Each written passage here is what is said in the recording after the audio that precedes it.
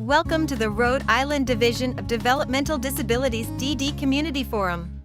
Tuesday, September 16th, 2025. Hosted by Advocates in Action RI.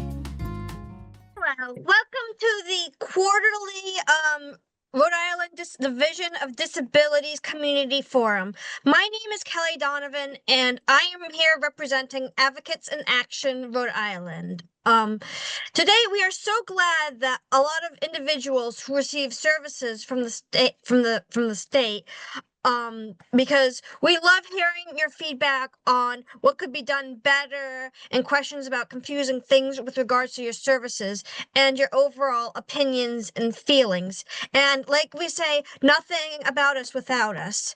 And I also want to give a major shout out to direct support professionals, not only because without them, me and many others would not be living our life to our fullest or becoming stronger individuals emotionally and mentally, but because last week was Direct Support Professional Appreciation Week, and it is all, and even though it's related, I do want to just give a big shout out to all of those who help provide us with service and support, and I don't know where we'd be without you.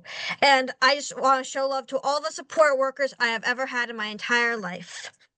And now, without further ado, please put your hands together for Andrew Whalen. Take it away, Andrew. Hello, and good afternoon. Here we are with Zoom tips to get us started. Tip number 1, stay on mute. Unmute to ask questions. It's your choice to turn your video on or off. It may help Wi-Fi to keep your video off. Not everyone can read the chat, so please try not to use the chat. That's tip 3. And tip number 4, you can turn on closed captioning to read what is being said on the screen.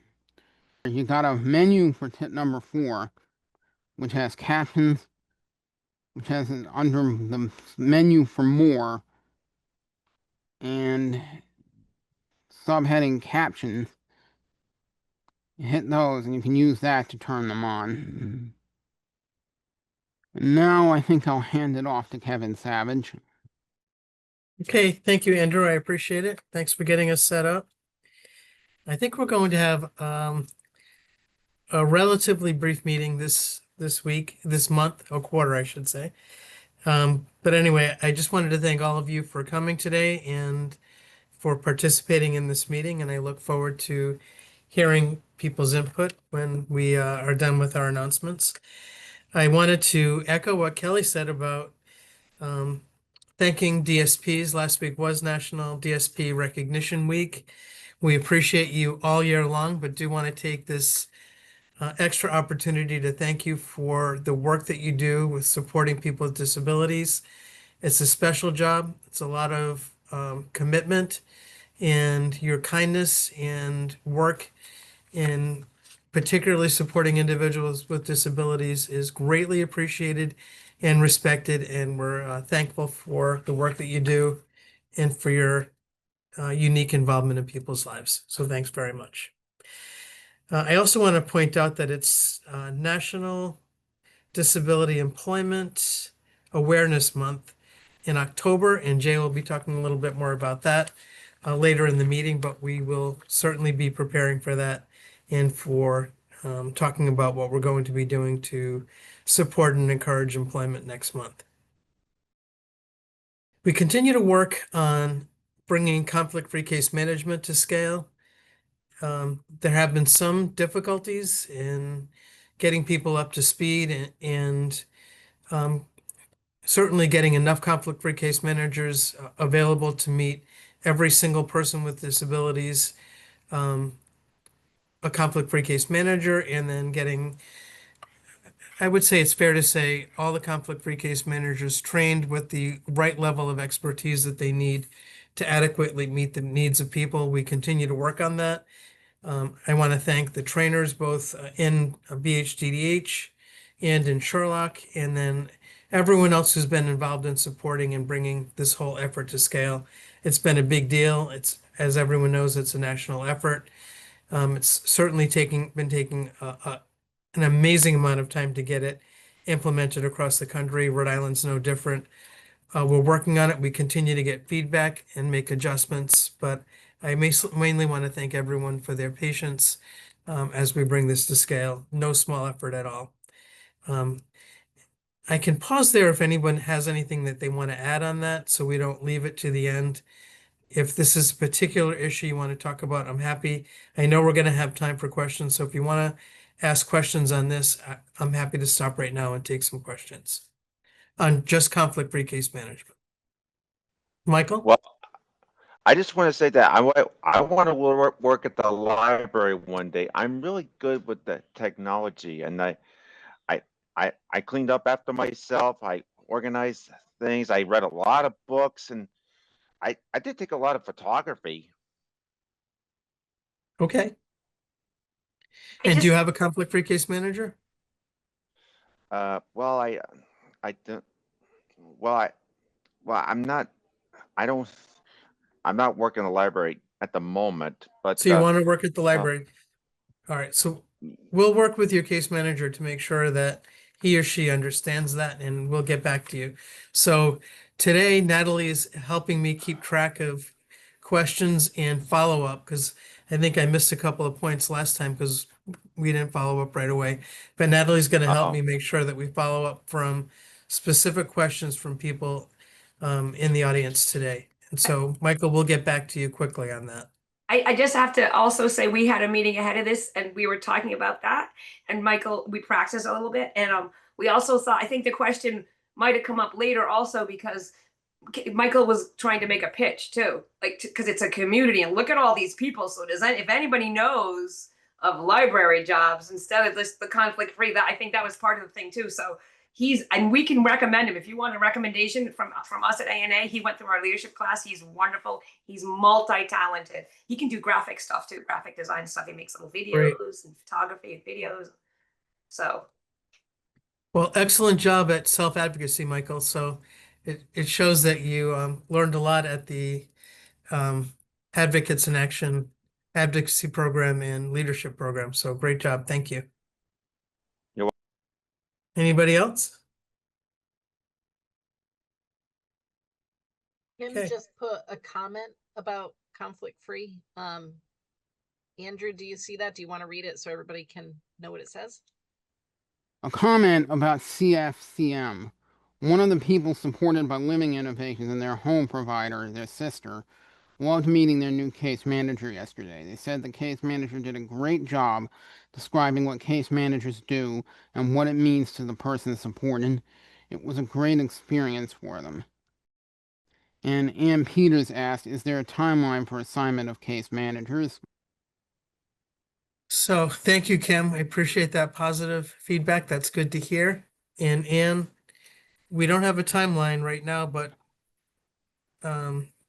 we're working with our counterparts at the Executive Office of Health and Human Services to get case managers hired and so that they can be assigned.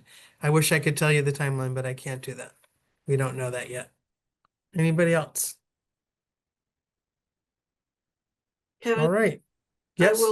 I will just add that it's going to depend on how we can build capacity in the conflict-free case management network. We do have a new provider who's going to be coming on board very soon. So then we'll be able to start making more referrals again. And we're EOHHS and us, we're continuing to try to recruit and develop more capacity. Great. Thank you, Ann. That's very hopeful. It's going to be a slow process, though. I don't want to whitewash it. Even with the new provider, it will still be a slow process. So thank you. Yes, we have about 1,500 of our about 43 to 4,500 people who get services from DD. Only about 1,500 have case managers right now. So we do have a ways to go. Claire? This is just anecdotal through the grapevine, not personal, but I was wondering, or I've heard that there have been some cases where transition is being delayed because conflict-free case manager has not been able to be assigned.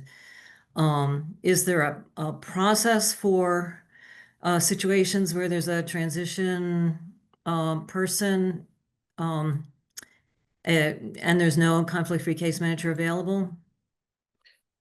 So YIT transition, youth in transition? Yeah, youth is in that what you're talking transition, sorry. about? I haven't heard that. If someone could help me with that and I could look at some specific cases, obviously don't tell me the specific cases here. But if people know that someone's transition has been delayed, I definitely am not aware of specific cases of transition being delayed. But I'm making a note, Natalie, just make a note that we'll look into that actual transitions being delayed. I'll follow up on that, Claire. Okay, thank you. I've heard of services being delayed and maybe that's linked, so.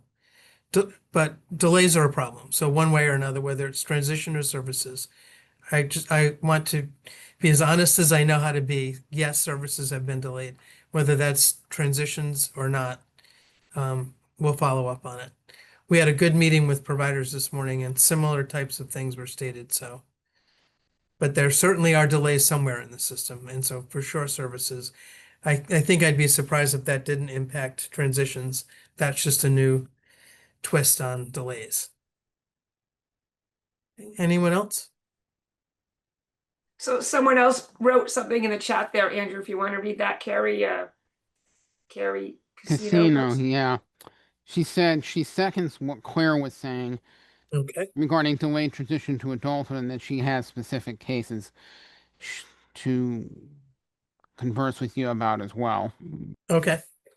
Happy to do that. Kevin, I don't know if you can see me. It's Sue Hayward. Hi, I'm Sue. here. Yeah. Hi, everybody. So just to share a little bit, we do have a process in place for young adults to transition from high school into adult services. It's different than it used to be. We're assigning, now instead of assigning a social worker, assigning a conflict-free case manager. And there are a couple of steps that we need to take to have in place now that did not used to be in place when we were assigning a social worker.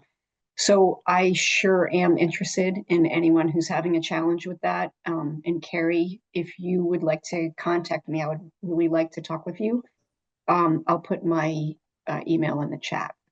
Excellent. Thank you. I'll follow up with you. Great. Thank you. Thank you, Sue. Okay.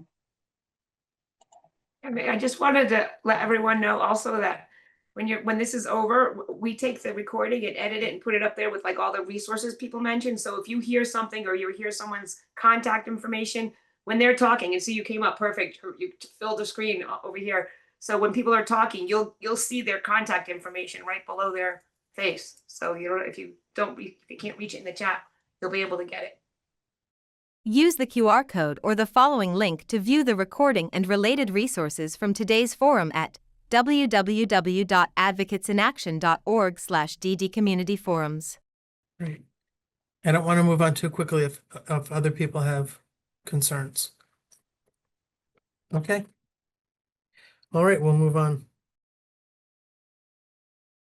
Consent decree, and we have a continuous system improvement plan that's underway to ensure that the progress that's been made under the consent decree continues. There's a number of groups that are meeting to build that ability to sustain that progress. We're putting together a plan that will be presented to the court monitor. We have attorneys who are working on how that can be sustained over time. We'll certainly share that plan with the community, with all of you. A number of people have been involved in creating input for that. We're bringing the group's recommendations together, and it will be put together in a summary plan and then presented to the court sometime in January. So just so you know what's going on in that. And the reason for that is that we would hate to finish the consent decree having made all the kinds of progress we've made in terms of building capacity and employment and community outreach, increasing Medicaid funding, and a process for ongoing increases in Medicaid funding that's now required under state law, and increases in salaries for DSPs, which should be reviewed every couple of years.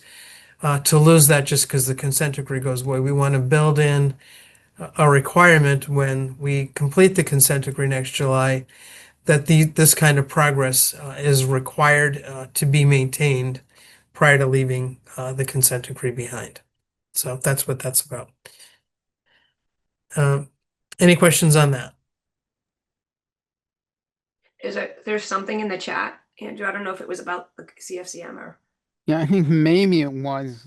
Amy Fernandez wants to know, will this delay the WellSky transition? No, it will not. Well, Sky transition. WellSky is software that the conflict-free case managers will use, and the licensed provider agencies will also be getting it very soon.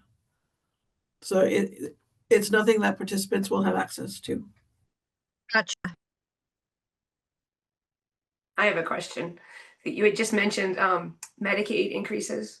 Is my burning question. You probably don't know, but will the federal cuts to Medicaid, is that going to affect the DD services in Rhode Island?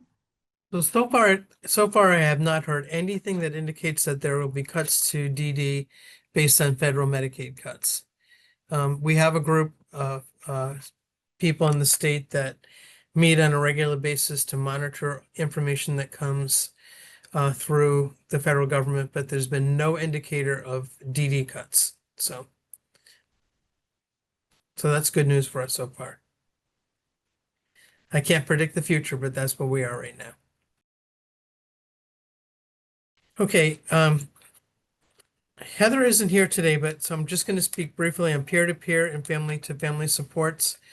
You're going to start hearing about, if you haven't already, that we have a code and we're going to be beginning the process of opening up peer-to-peer and family-to-family supports. There are a couple of providers who began the process of piloting these supports. Not every provider is involved, and we don't want to overly advertise that they're available because they're just beginning to become available, and it will be a slow process of bringing it up to scale. But you'll start hearing, and Heather and her team will be getting out some information on peer-to-peer supports and family-to-family supports beginning to become available this year. And so be looking for that. We'll get some information out in the newsletter and be getting some information out through emails and other forms of communication so you can begin to learn about how to access peer-to-peer and family-to-family supports. And that will be coming in the near future. So I know you've heard a lot talk about this becoming available, and so it will begin to become available in the next few months. It's available in small pockets for pilots, and then we'll begin to bring it up to scale soon. But I know people have been looking forward to this, so it's finally becoming available. So any questions on that?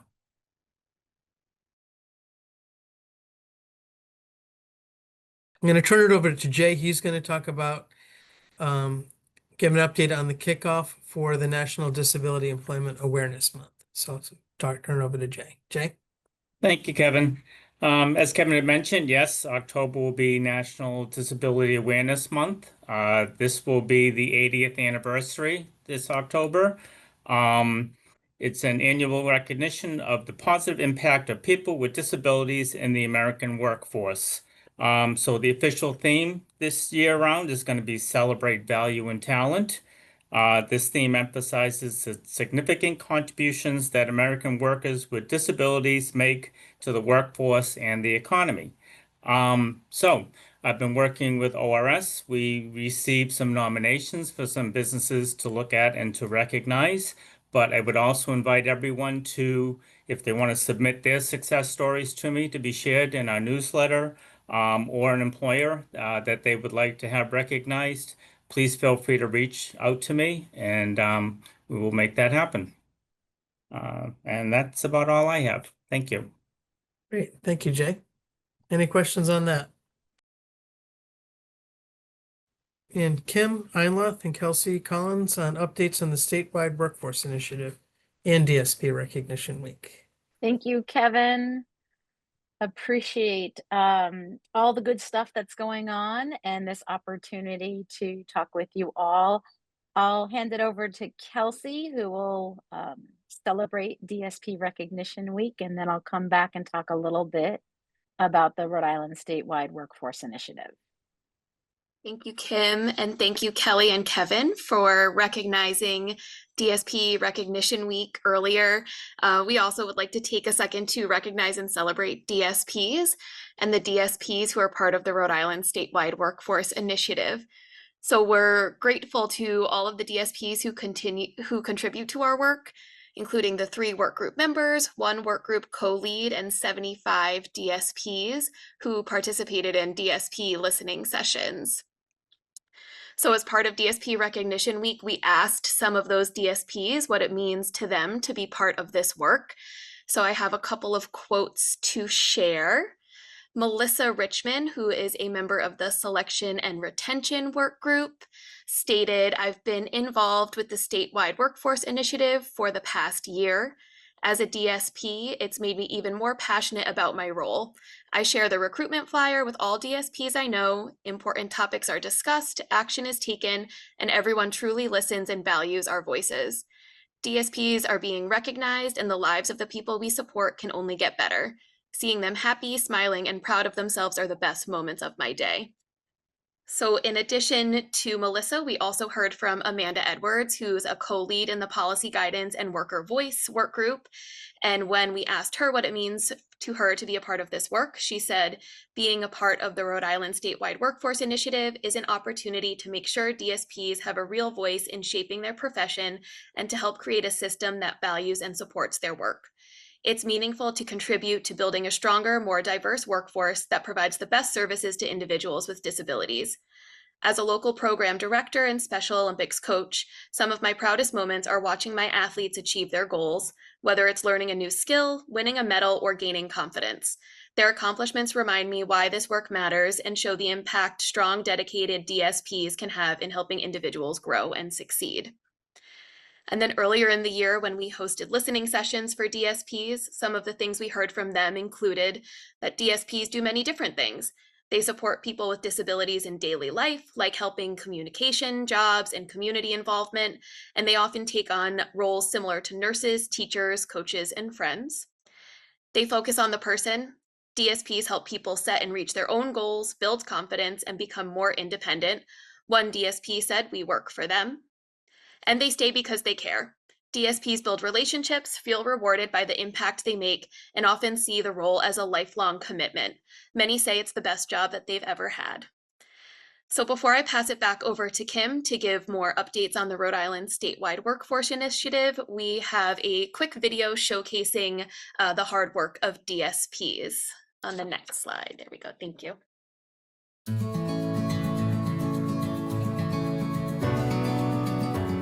Interested in a job where you'll make a difference every day? Direct Support Professionals, or DSPs, help individuals with disabilities live independent, fulfilling lives.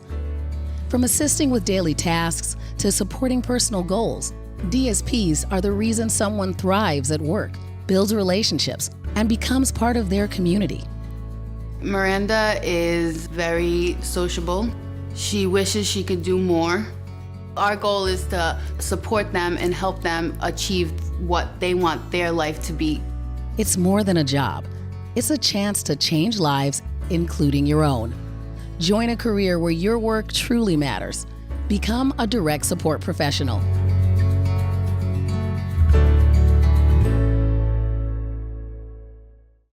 Thank you, Kelsey. I love celebrating direct support professionals. The quote you read, "Best job I ever had." I second that. One of the best jobs I've ever had, for sure. So shout out to all the DSPs. If we could bring that slide deck up again. Perfect, Deb. Thank you. Look at that timing. So just as a reminder, the Rhode Island Statewide Workforce Initiative has one main goal, and that is to make it easier for employers to find and keep great DSPs.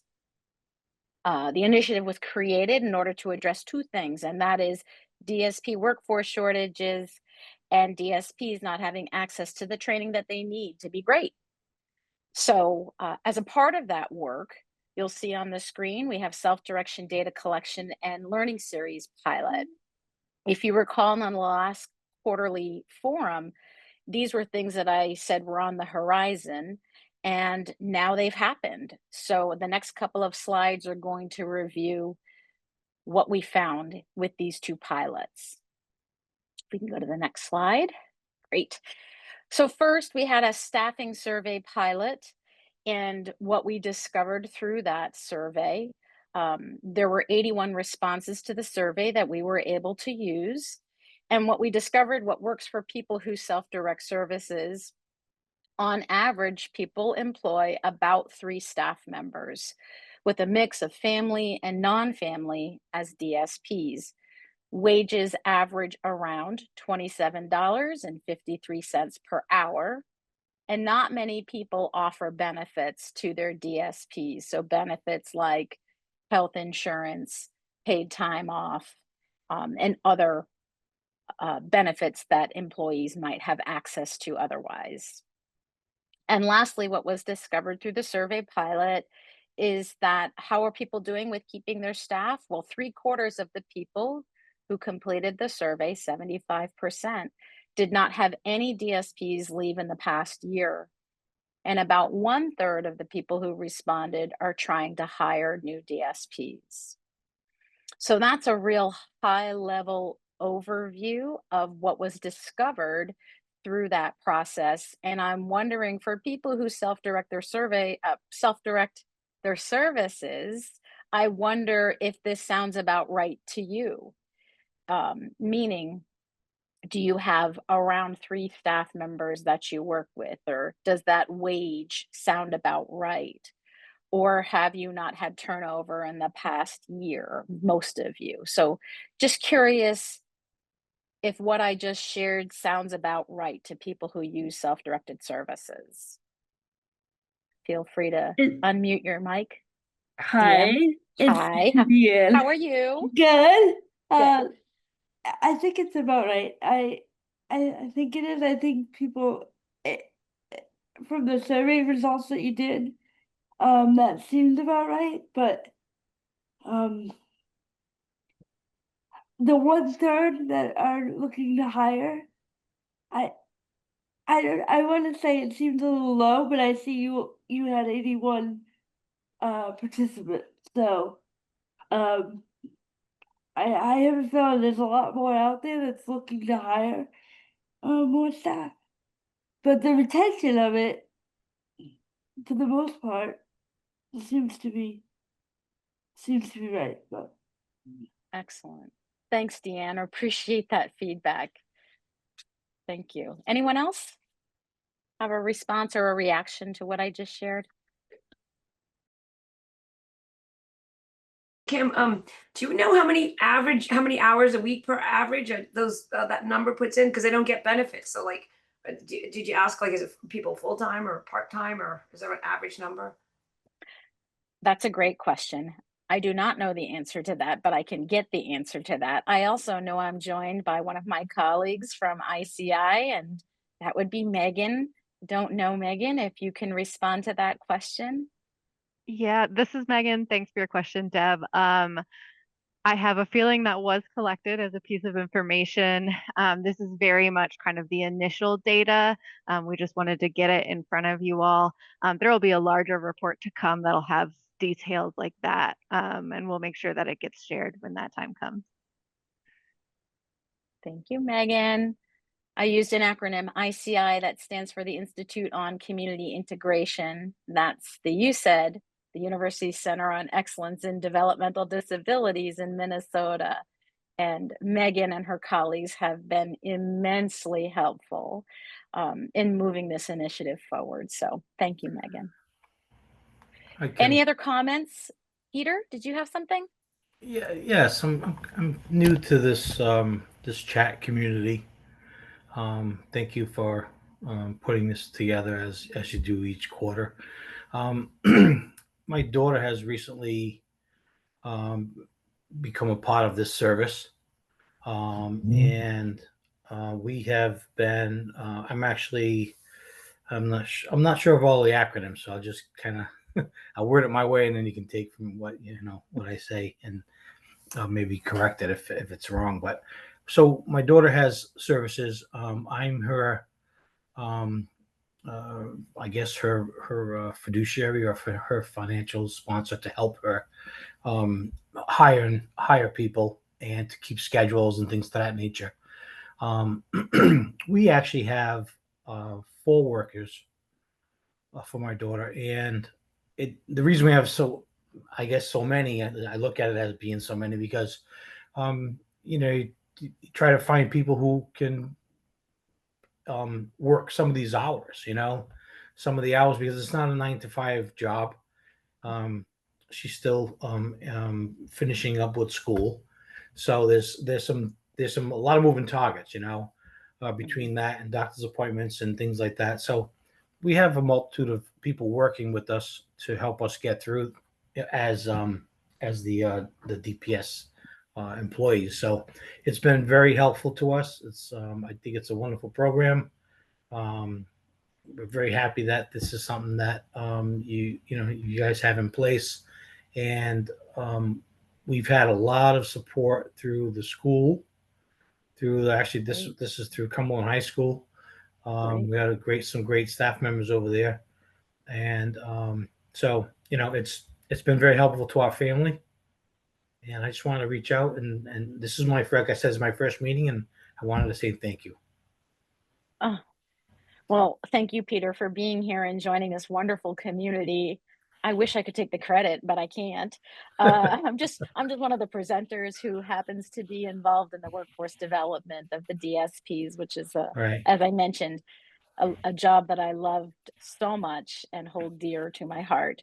So thanks to Advocates in Action and thanks to the Division of Developmental Disabilities, they make these opportunities available to all of us to share information, to share experiences, and hopefully make things better. So I'm really happy to hear that your daughter's getting great support and that she has access to good DSPs. I hear you. You're still looking for Yep. some more, trying to find people who can work the hours. So Right.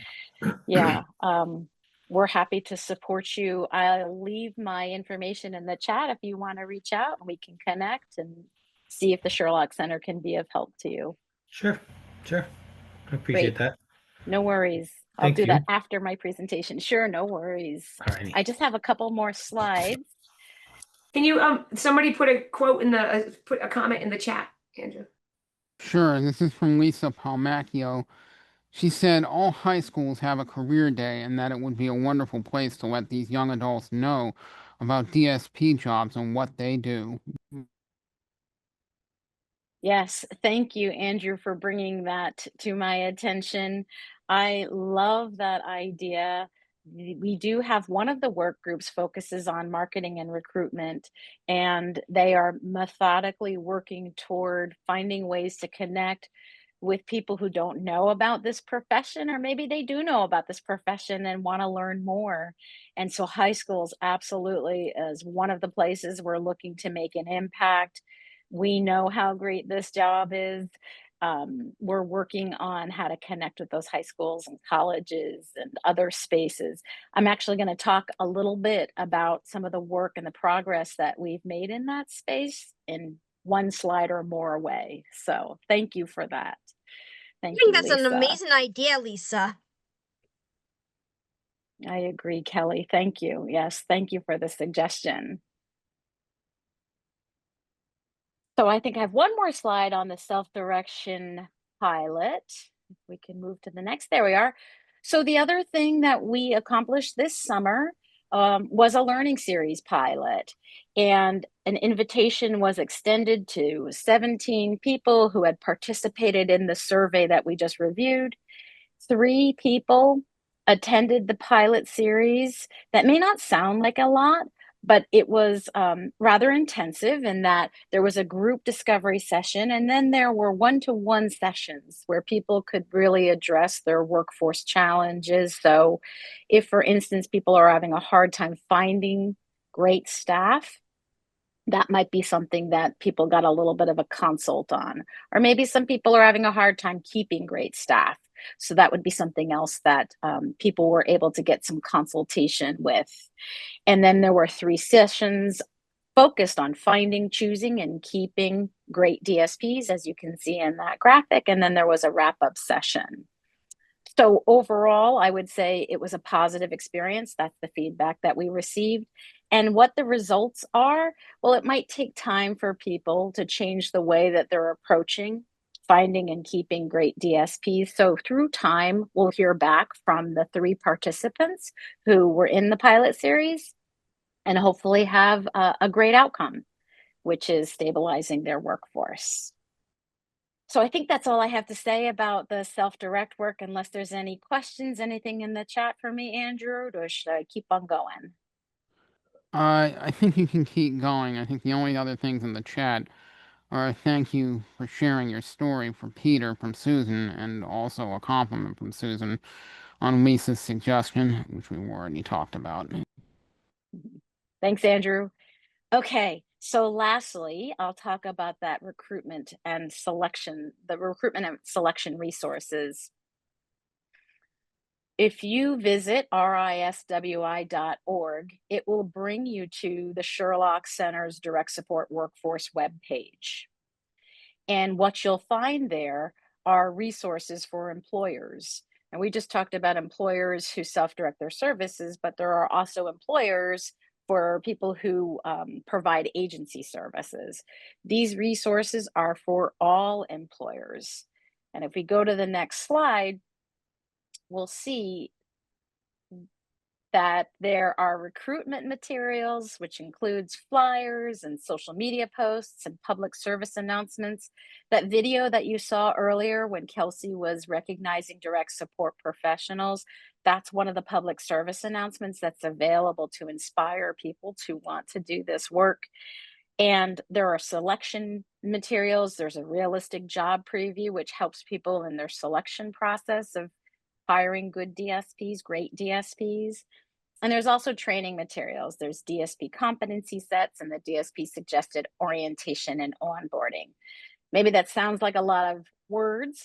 I would encourage you to go to riswi.org. You'll find yourself on a Sherlock webpage, and you'll see those valuable resources there that hopefully will help employers really strengthen their workforce.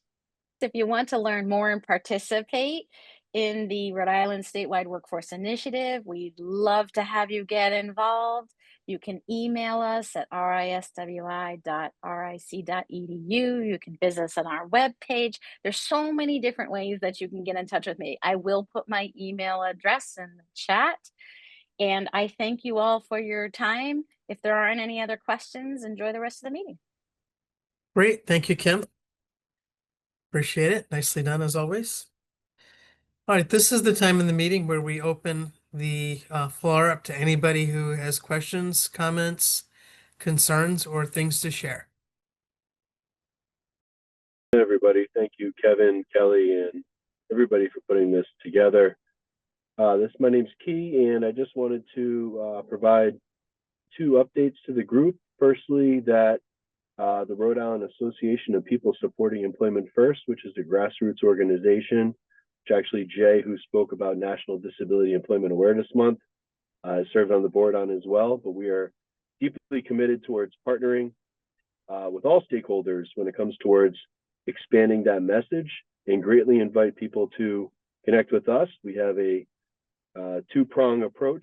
First being the What's Working vignette series. Some of you may have seen it on TV, but these are small little bites that Michael, when I hear about you, an interest to work at a library, are great ways that we can spread that message to businesses in particular about an undertapped labor force, and also about the Take Your Legislator to Work Day event, in which we have partnered with the division and ORS on in the past, as well as the Rhode Island Developmental Disabilities Council.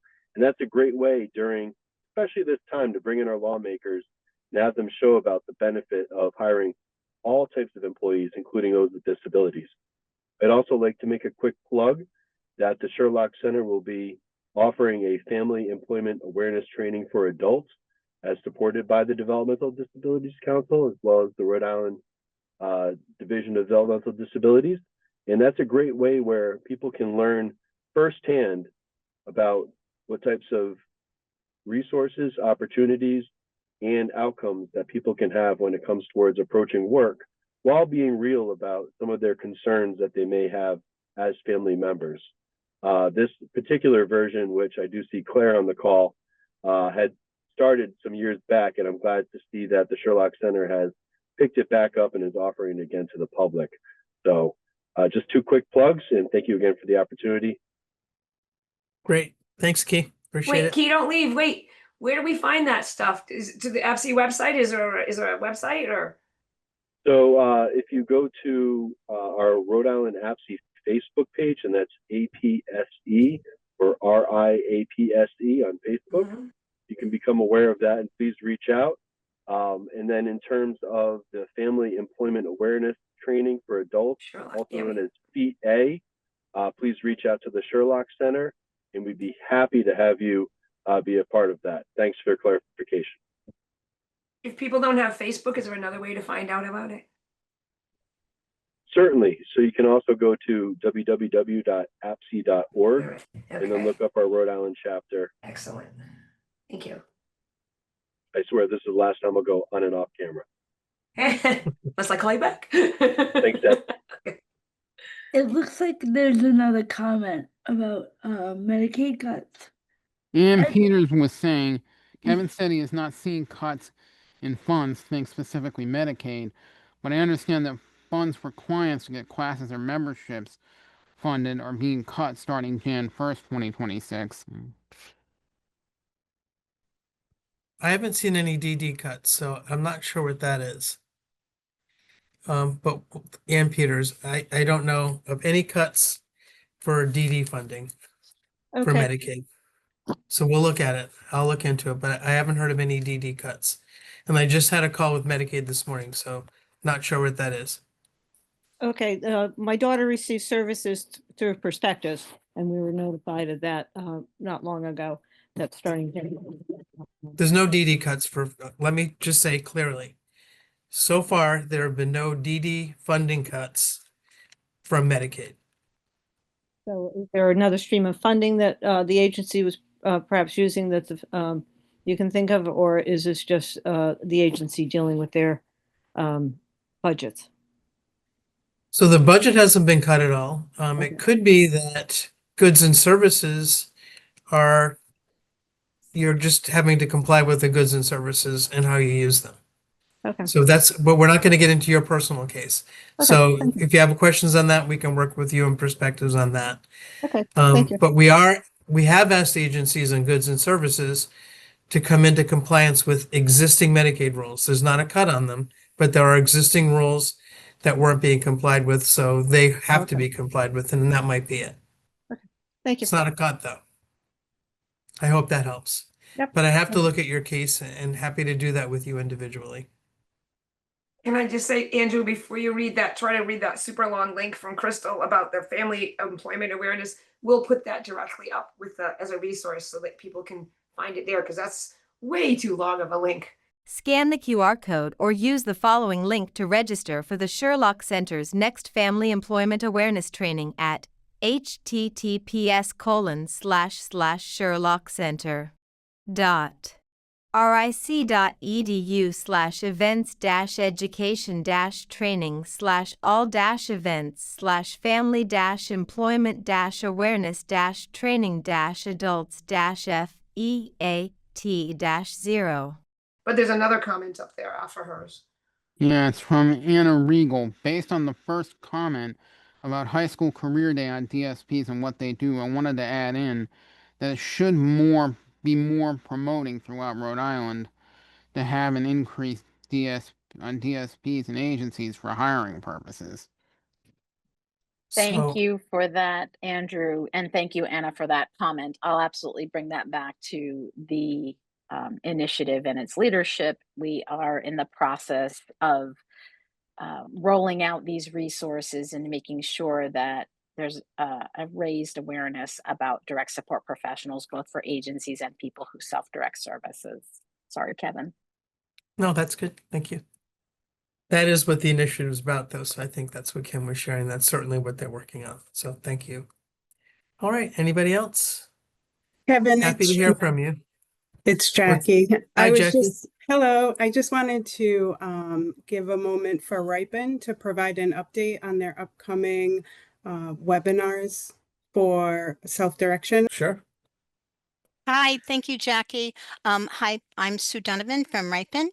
I am a mature white woman with short brown hair, and behind me you can see my office wall with my backpack and my messy bulletin board.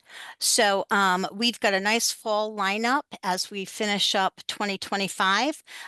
We all enjoyed, several of you were at our employment supports for individuals who self-direct. That live webinar was on August 26th, and the recording is on our website. So check it out if you missed it. Use the QR code or the following link to watch Employment Supports for Individuals Who Self-Direct and other Ripen webinars at www.ripen.org/webinars/SDSB. Next week on Tuesday, the 23rd of September, we've got Plan of Massachusetts and Rhode Island coming to do a presentation on special needs trusts. We see that there's 117 people signed up to view that, so we're really excited to see everyone there next week. In October, we're going to get serious about saving some money. And on the 21st, we've got Rhode Island's ABLE accounts being presented, what it is, how you can do it, how you can set it up. I'm hearing it's much more user-friendly. You can do it online, and it really walks you through the process. In November, we've got our friends from BHDDH coming back to do an updated presentation on changes to the supports intensity scale, the process. So we will have our friend Donna Standish join us on November 4th. And then in December, on the 2nd, we're going to round out the year with our friends from the Rhode Island Cross Disability Coalition, and they're going to lead a discussion about healthy relationships. Great. Thanks, Sue. Any questions for Sue? I just, the slide that's up there has the QR code, which is anybody who knows what that is, like from the class, want to say what that is with? QR code, it is a link that you use, that you scan with your smartphone device, and it will show up in your picture when you're in your camera when you try to take a picture. But instead of taking a picture, you click the link and it'll take you to where it wants you to go. Great. The next slide shows a poster for our Special Needs Trust webinar for next week, along with that QR code. You can move to the next slide. We wrapped up a calling campaign talking to over 1,000 consumers and family members who are involved in self-direction. That was a wonderful opportunity for us to provide feedback that we could share with BHDDH, as well as taking that feedback to help create the programming here at Ripen. And one of the next projects on our to-do list is on March 20th, Friday, 2026, we will be hosting the second annual Self-Directed Support Conference in Rhode Island, location to be determined. And we really want your feedback. We want to know what types of information, what are you looking for? What resources, what questions do you have? And we invite you to send us an email at self-directed-support@ripen.org and tell us what you're interested in hearing about, and so that we can help create those breakout sessions and make sure that that the information is available for you at the conference. Thank you. Thank you, Sue. And thank you to all the people at RIPEN, Rhode Island Parent Information Network. As the department, representing the department, just want to express how much we value our partnership with you and thank you for all the work you've done to support people with disabilities and getting information to them. It's greatly appreciated. Before we move on, Peter had just asked if we could show that one slide again, just so he can get the information off it, I think. The special needs trust slide. Use the QR code or the following link to register for RIPEN's Special Needs Trust webinar at www.ripen.org/calendar/SDSB-special-needs-trust. Then Andrew, did you want to read what Crystal wrote in the chat? Yeah, she says the Sherlock Center has its self-directed supports network meeting tomorrow from 7 to 8:30 p.m. by Zoom. The topic is housing. Here is the link to register. Use the QR code or the following link to learn more about Sherlock's Self-Directed Supports Network and how to register for one of their monthly meetings at https://sherlockcenter.ric.edu/services-project/self-directed-supports-network. All right, well, I want to thank the folks at Advocates in Action for hosting our meeting. Thank you, Andrew and Kelly, for helping us navigate the process, and for everybody. Oh, excuse me. Who's that? Jeff Christie. Jeff. Hi, Jeff. Hi.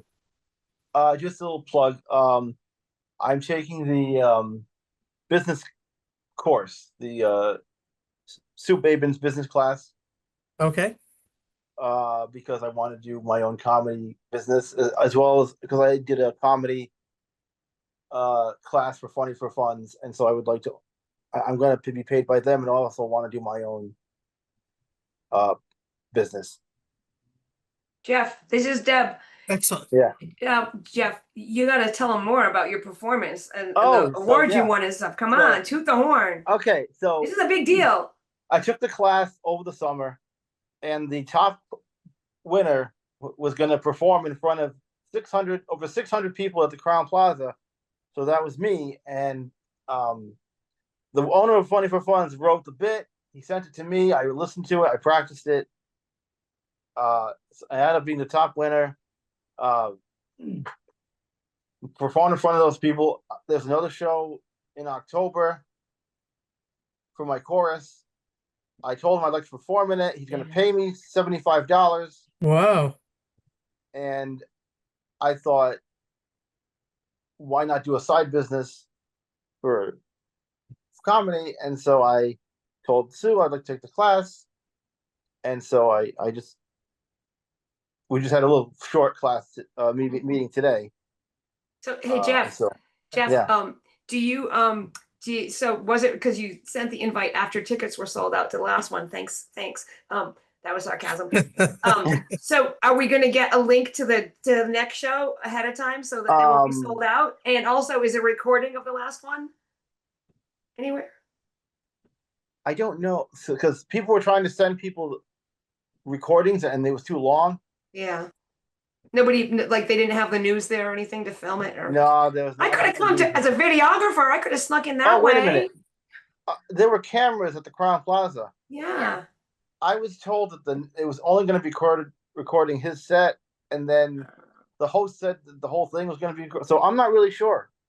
All right. I just also want to tell you, because I know you don't see the screen, but so many people were giving you applause when you were talking and excited. Like everyone was thrilled. So maybe you could. I know. I'm sorry, but could you give us a little tiny maybe a little tiny snapshot at the next forum? Oh, right now, could you give us a joke? At the next forum. I meant at the next forum. You had time to prepare. He's really good, you guys. Okay. He is good. Yeah. So that gives you time to prepare. We'll pay you $75, Jeff. We'll pay you to do it. I'll pay you to do it. It's but totally that's worth it. amazing, Jeff. Congratulations. That is so amazing. Yeah, thank you for sharing, Jeff. It's 7 minutes long. It's 7 minutes long, the whole thing. Jeff, if you want to write that up for us, we'll put it in the newsletter so everyone can hear it. Yeah. And tell us what your show is. We'll put that in to the article too. Well, the next show is October 3rd, and if someone in the chorus is selling tickets. I don't know how many she's sold, but Come on. yeah, it's at Club Gotta Front sell Net. out again. October 3rd. Yeah, but last time you told us after it was sold out, so you know. No, I don't know if it's sold out. I All don't right, know. we'll find I gotta out. Text Thursday. me. Text me. We'll put that in the recording. Whoa, that didn't sell out. Yeah. I'll find Yeah. I'll find out Thursday. Oh yeah. Get it in the bulletin, Jeff. Okay. Thank you for sharing, Jeff, and congratulations. We're all proud of you. That's awesome. And Sue, thank you once again just for the great work that you do in helping people to become entrepreneurs and do what they want to do. It's so great, and I'm watching Jay smile, to get away from job placements and helping people do what they want to do, and not just here's what we have and here's what you can do. Anything you want to do, that's great. That's the kind of work that we like to see happening. So congratulations, Jeff, on doing what you want to do. That's awesome. Thank you. I mean, hey, listen. Earlier, the state said you can't do this. You want to do this? That's not enough. You have to have another goal. Well, I didn't have to worry about ORS. You know. Yeah, that's great. Good I didn't news. like hearing that. I didn't like hearing that. I was all stressed out. Yeah. Anybody would be though, right? Yeah. Yeah. But you didn't listen to him. I love it. It's your life. It's not their life. Yeah. I love that. It's wonderful.